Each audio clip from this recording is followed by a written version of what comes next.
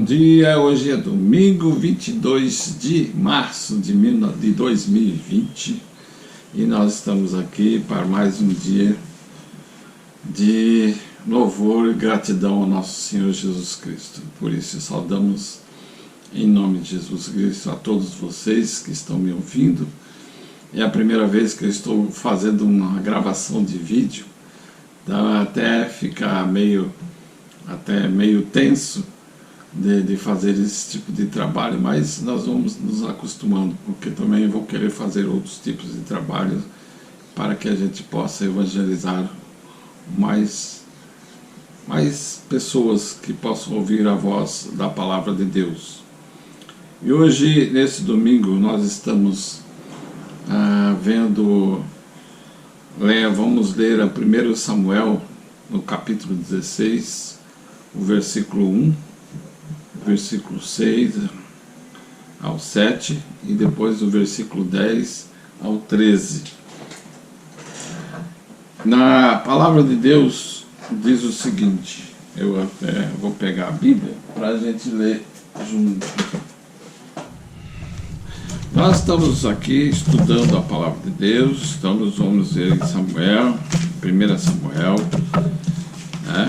Eu estou nervoso, porque é a primeira vez que eu estou fazendo esse tipo de trabalho e a produtora desse vídeo aqui está na minha frente, aí deixa eu mais nervoso ainda, mas é muito gostoso, é muito bom a gente poder falar um pouco da palavra de Deus e a gente poder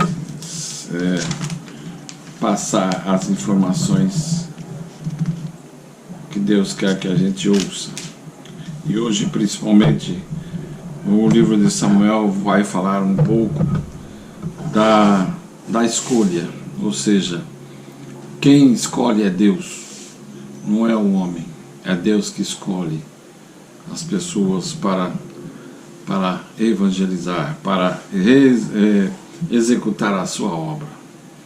E a gente vê ali em 1 Samuel 16 a história que vocês já conhecem, que é a história da escolha de Davi como rei de Israel. Mas primeiro vamos falar do ambiente que estava naquela época. Quando Samuel foi indagado pelo povo de Deus, o povo de Deus estava sendo acossado pelos filisteus naquela época. Era mais ou menos no século IX antes de Cristo. No século IX antes de Cristo, e os filisteus estavam fazendo pressão, estavam cada vez mais tomando as coisas do povo de Deus. E o povo de Deus estava precisando de uma liderança, de um rei. Como os outros países, como as outras tribos tinham reis, eles também queriam ter um rei. Então chamaram Samuel e falaram: Samuel, nós precisamos de um rei. E Samuel falou com Deus e Deus aprovou. Falou: tá bom, eu vou dar um rei para vocês.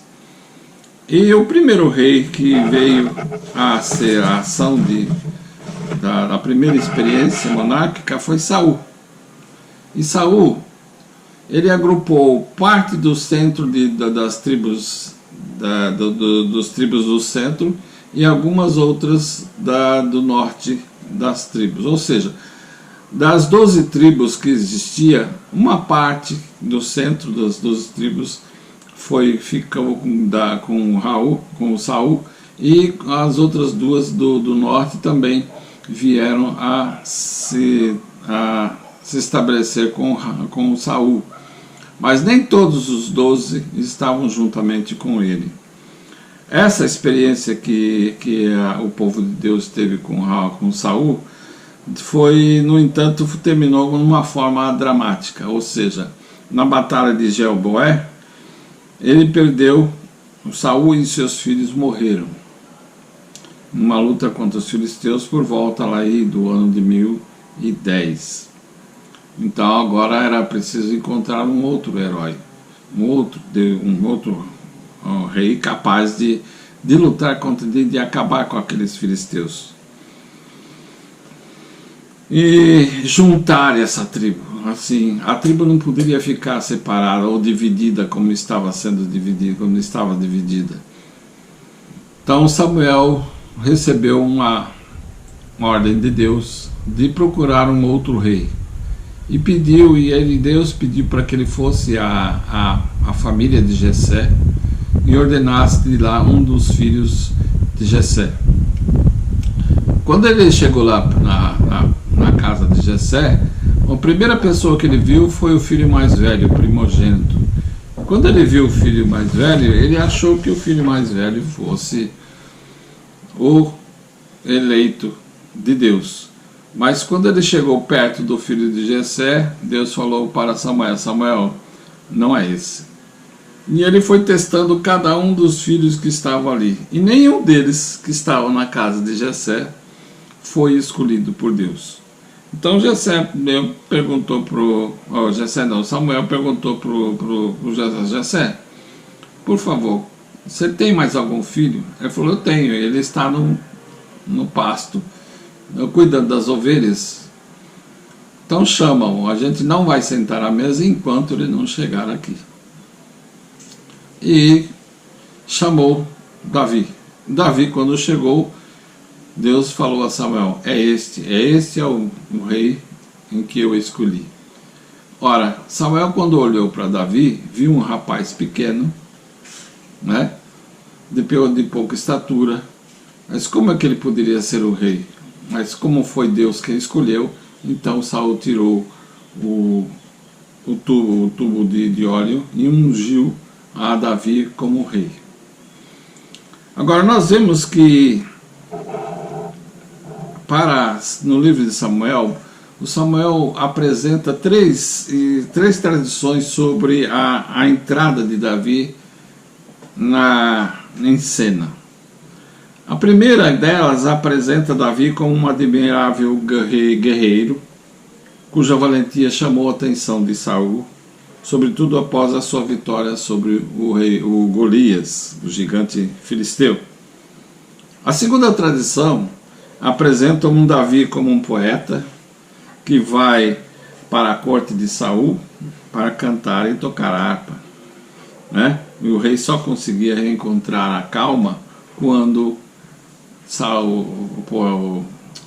Davi cantava e tocava. O terceiro ponto é que Davi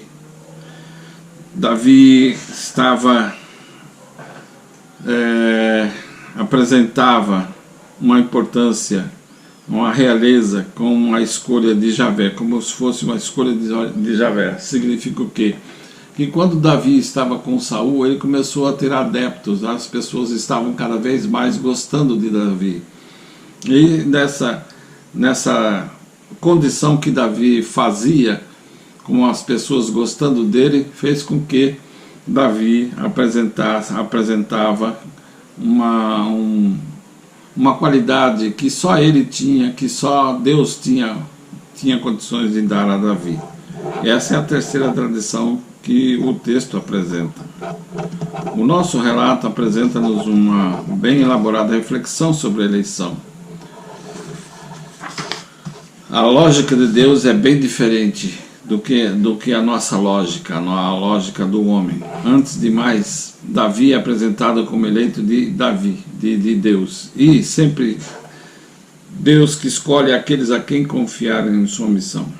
Nem Samuel, o seu enviado, Deus dá qualquer explicação. A eleição não resulta da iniciativa do homem, mas sim da iniciativa e da vontade livre de Deus. O segundo ponto que impressiona é a lógica da escolha de Deus, é que Samuel raciocina com a lógica do homem. Ele raciocina como se fosse um homem. Olha, ele vai vendo pela aparência, pelo poder, pela postura, pela estatura daquela pessoa, uma pessoa forte, bonita, alta. Então por isso que Samuel ficou maravilhado quando viu o filho mais velho de Jessé, impressionado pelo seu aspecto, pela sua beleza, né? Pela sua estatura. Mas não era essa a escolha de Deus. Samuel percebe finalmente que a escolha de Deus recai sobre Davi, e o filho mais novo de Jessé, um jovem anônimo e desconhecido que andava a guardar o rebanho do pai. A história da eleição de Davi quer sublinhar a lógica de Deus, que escolhe sem ter em conta os méritos, o aspecto ou as qualidades humanas que costumam impressionar os homens. Pelo contrário, Deus escolhe e chama com frequência os pequenos, os mais fracos, aqueles que o mundo marginaliza e considera insignificante, e é através deles que age no mundo. A gente tem experiência disso. Eu já convivi com pessoas que tinha uma aparência assim, uma aparência de uma pessoa fraca, marginalizada, uma pessoa humilde, mas a sabedoria que existia dentro daquela pessoa, de quando ela falava de Deus, quando ela falava do Evangelho, sendo ela uma pessoa analfabeta, a palavra que ela usava, quando ela sempre ouviu, quando ela ouvia os pastores falando, essas palavras fluíam dentro do seu coração. E o Espírito de Deus usava o coração daquela pessoa, porque era um coração de uma pessoa humilde, era um coração de uma pessoa que andava segundo os preceitos de Deus. Aí sim, quando ela abria a boca, você via ela falar da palavra de Deus de uma forma sublime, de uma forma tão relevante na vida e que cativava as pessoas de uma forma tal que a pessoa era convencida através do Espírito Santo de que somente em Jesus Cristo que a gente poderia ser salvo. Então fica claro que quem leva a cabo a obra da salvação é Deus. Os homens são apenas instrumentos através dos quais Deus realiza a sua obra. Para refletirmos esse texto, se olharmos para o mundo com os olhos de esperança, vemos que muitas pessoas que realizam coisas bonitas, que lutam contra a misericórdia, contra a miséria, o sofrimento, a injustiça, a doença, o analfabetismo, a violência, não há mão nenhuma em admirarmos a sua disponibilidade e aprendemos com o seu empenho e compromisso. Vocês veem muitas vezes propagandas na televisão do Médicos Sem Fronteiras.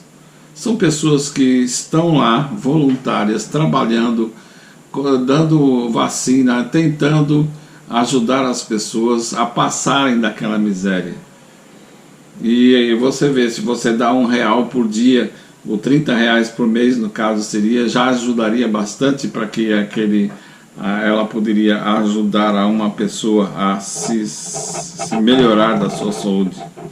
No entanto, nós crentes somos convidados a olhar mais além e ver Deus por trás de cada gesto de amor, de bondade, de coragem, de compromisso com a construção de um mundo melhor. O nosso Deus continua a construir dia a dia a história da salvação e chama homens e mulheres que colaborem com Ele na salvação do mundo. A nossa leitura mostra, mais uma vez, que Deus tem critérios diferentes dos critérios humanos e que a sua lógica nem sempre coincide com a nossa. Deus não vê como o homem olha as aparências, o Senhor vê o coração, diz o texto. É preciso entrar na lógica de Deus e aprender a ver, para além da aparência, da roupa que a pessoa veste, do currículo profissional ou acadêmico, é preciso aprender a ver com o coração e a descobrir riqueza que se esconde por detrás daqueles que se parecem insignificantes e sem pretensões. É preciso, sobretudo, aprender a respeitar a dignidade de cada homem e de cada mulher, mesmo quando não parecem pessoas importantes ou influentes. Então devemos sempre respeitar o nosso próximo. Devemos sempre estar atento não só à aparência, mas também atento à sua condução para com Deus. Então nós, como crentes, temos que ser humildes. E temos que lembrar de uma coisa: nós não somos nada sem Deus. Nós não somos nada sem Deus. Nós somos insignificantes. Tanto é que o coronavírus, a lembrar para vocês do coronavírus, que o coronavírus nós somos insignificantes. Nós não sabemos como lutar contra ele, contra um vírus que a gente não vê. Mas esse vírus mata. Mata de uma forma fatal, de uma forma que você nem vai sentir direito e você já está doente e você pode ir a óbito. Então, nós temos que sentir a mão de Deus na nossa vida, nós temos que ser humildes diante de Deus e nos entregar a Ele, deixando que Ele nos use para que levemos a palavra dEle, a fim de que tudo que seja feito conforme a sua vontade e o seu querer. Vamos fazer a nossa oração final. Senhor nosso Deus, te agradecemos, ó Pai, porque tu me desses a oportunidade de estar falando da tua palavra, pouco, mas significativo, de uma forma que devemos saber sempre que somente contigo é que poderemos ser úteis para honrar e glorificar o teu santo nome. Queremos que tu nos escolhas sempre para levar a tua palavra adiante, para executar a tua obra. É isso que nós somos eleitos para isso. Assim como Davi foi eleito para ser o rei e executar a sua obra, nós queremos ser eleitos, como eleitos, sermos usados por ti para executar a tua obra aqui na terra. Estamos agradecidos por tudo. Nos abençoe e nos guarde em nome de Jesus Cristo. Amém. Essa é a palavra de hoje para vocês.